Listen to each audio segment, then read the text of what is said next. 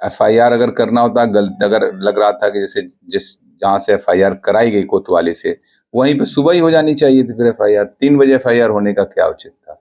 FIR मुझे राजनीति से प्रेरित लगती है।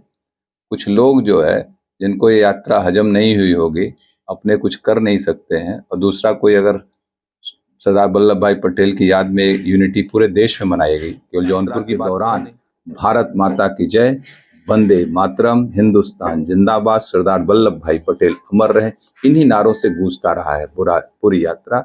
और किसी का कोई एक व्यक्तिगत वो उसमें नारे लगे ना कोई। सफल रही कल आपकी? बहुत शानदार सफल रही यात्रा, और पूरे जिले से कोने कोने से लोग आए।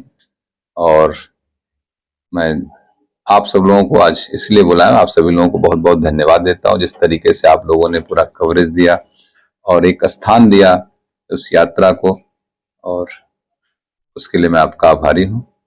और हमेशा उम्मीद करूंगा जब भी कोई इस तरीके का नेशनल प्रोस्पेक्ट में कुछ कार्यक्रम हो तो आप लोगों का सहयोग मिलता रहे, इससे जनमानस को भी अच्छा लगता है।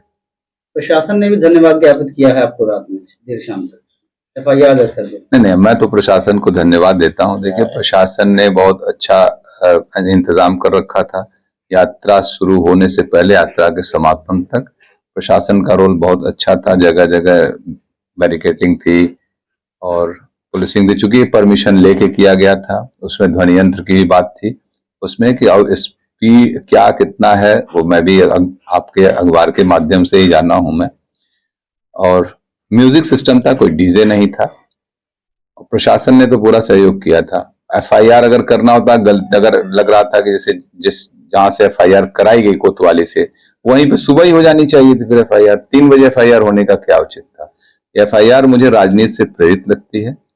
कुछ लोग जो है, जिनको ये यात्रा हजम नहीं हुई होगी, अपने कुछ कर नहीं सकते हैं, और दूसरा कोई अगर सरदार वल्लभ भाई पटेल की याद में यूनिटी पूरे देश में मनाई गई, केवल जौनपुर की बात तो है नहीं, हम तमाम प्रदेशों के मुख्यमंत्री, हमारे बिहार में मनाया गया, हमारे उत्तर प्रदेश के मुख्यमंत्री जी, रक्षा मंत्री जी लखनऊ में मनाए, प्रधानमंत्री जी मना रहे, पूरे देश के सभी जगह जगह के सारे देश ने उत्सव के रूप में मनाया सरदार जी का जन्मदिन। तो यहाँ भी मना।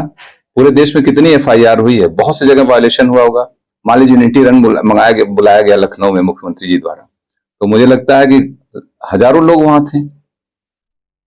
तो आज जब ऐसे अवसरों पे आप बुलाते हैं किसी का, लोगों का आह्वान करते हैं आने के लिए, तो उसकी लिमिट नहीं होती कितने लोग आ जाएंगे। आप असेसमेंट नहीं कर सकते हैं कभी भी। इसके पीछे कोई राजनीतिक कार्यक्रम तो था नहीं मेरा कि हम गाड़ी लगा के लोगों को बुला रहे हैं। ये था कि आइए सब लोग, एक यात्रा मार्च किया जाएगा, यूनिटी डे मनाया जाता है तो यूनिटी वॉक करते हैं, जैसे यूनिटी रन होता है उसी तरीके से हम लोगों ने इसको यूनिटी वॉक के रूप में इसको दिया। और पूरा शहर के अंदर सुबह का इसीलिए कार्यक्रम रखा गया था। हमारा कार्यक्रम सुबह 8:30 का था। जब मैं घर से कार्यक्रम के लिए निकला तो मुझसे कोतवाल ने कहा कि सर थोड़ा लेट कर दीजिए, 1 घंटा आप प्रोग्राम को, वहां पे कुछ और राजनीतिक दलों के लोग, हम दलों का नाम नहीं लेना चाहते, तो माल्यार्पण कर रहे हैं, तो थोड़ा आप 1 घंटा लेट कर देंगे तो क्लैश नहीं होगा। अरे हमने कहा हम लोग यूनिटी के लिए चल रहे हैं, क्लैश की तो कोई बात ही नहीं है। ठीक है, कोई बात नहीं। आप इसलिए हम लोगों ने 9:30 बजे यात्रा निकाली। नहीं तो ये था कि सुबह 8:30 बजे निकल के यात्रा खत्म, ना दुकान खुलती है, ना कोई बात होता, ना शहर में कोई वो। और हमने रूट मैप डिसाइड कर रखा था एक दिन पहले। एसपी सिटी, सीओ सिटी, कोतवाल सभी को बता दिया गया था इस रूट से आएंगे, ऐसे ऐसे जाएंगे, और कितनी भीड़ हो सकती है ये भी बता दिए थे। क्योंकि जिस तरह से लोगों के फोन आने लगे थे हमारे पास या ऑफिस में, और लोग अपने से स्वतः बात करने लगे थे, मुझे लगा कि इसमें 5-6 हजार लोग आ सकते हैं। हमने बता दिया था। उन्होंने कहा मुझसे कितनी भीड़ हो सकती है, हमने कहा 2000 भी हो सकती है, 5000 भी हो सकती है, 10,000 भी हो सकती है, कौन असेस करेगा कितनी भीड़ हो सकती है, लेकिन हमें लग रहा है भीड़ हो जाएगी। ये बात हमने पहले भी किस वजह से कराएगी? ध्वनि प्रदूषण फैलाने? नहीं, कोई ध्वनि प्रदूषण नहीं था, ना कोई डीजे था। साउंड सिस्टम था। ये था कि साउंड सिस्टम इसलिए रखा गया था कि ताकि लोगों को कंट्रोल किया जा सके, लोग माइक से बोल सके, अनुशासित रूप से चले, सबको वहां पे दिशा निर्देश देते रहा जाए।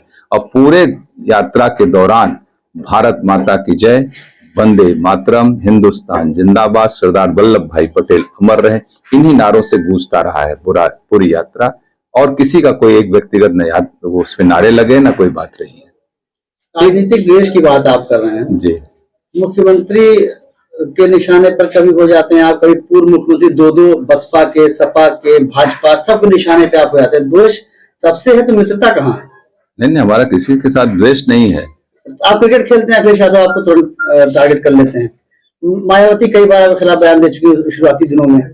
नहीं, क्रिकेट खेलते तो हमारा नाम लेके कोई नहीं कहता। क्रिकेट खेलते कोई अगर किसी का वो है उसको लेके इतना गंभीर वो नहीं होना चाहिए। कभी कभी कोई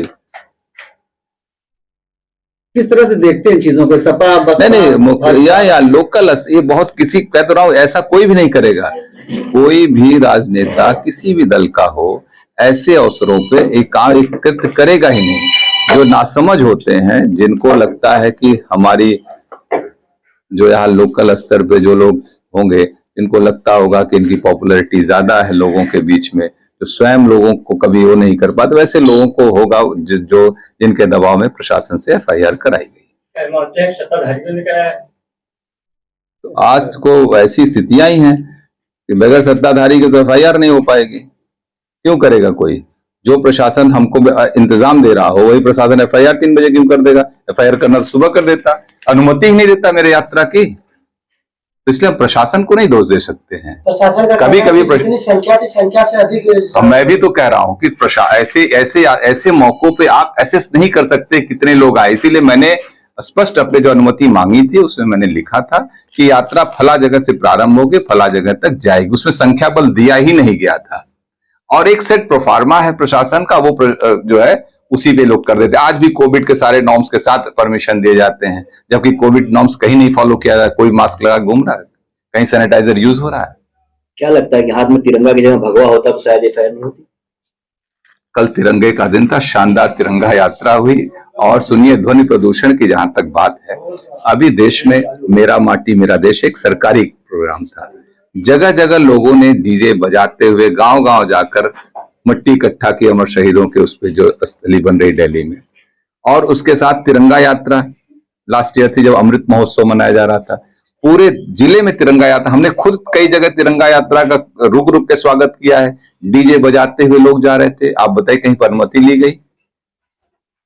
ऐसे उत्सवों के अवसर पर अनुमति छोटे छोटे, मैं तो कह रहा हूं मुख्यमंत्री जी ने कहा है, कांवड़िया यात्रा थी जब, तो कांवड़ लोग डीजे बजा के जा रहे थे, उस पर भी उन्होंने कहा कि भाई डीजे, इस पे कोई अनुमति की जरूरत नहीं, लोग बजाएं।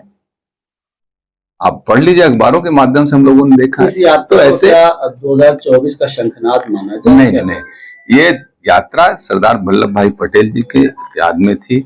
और सबसे जरूरी बात इस बात के लिए पूरे देश में हर जगह यूनिटी रन, यूनिटी वॉक, हम लोगों ने भी यूनिटी वॉक के रूप में इसको मनाया, एक जन एकता यात्रा के रूप में। जिस तरीके से एक वातावरण समाज के बिखराव का बनाया जा रहा है, उसमें कम से कम एक अच्छा संदेश दिया जाए, यही एक प्रयास था। और कल इसका दिन सबसे उपयुक्त और अच्छा दिन था।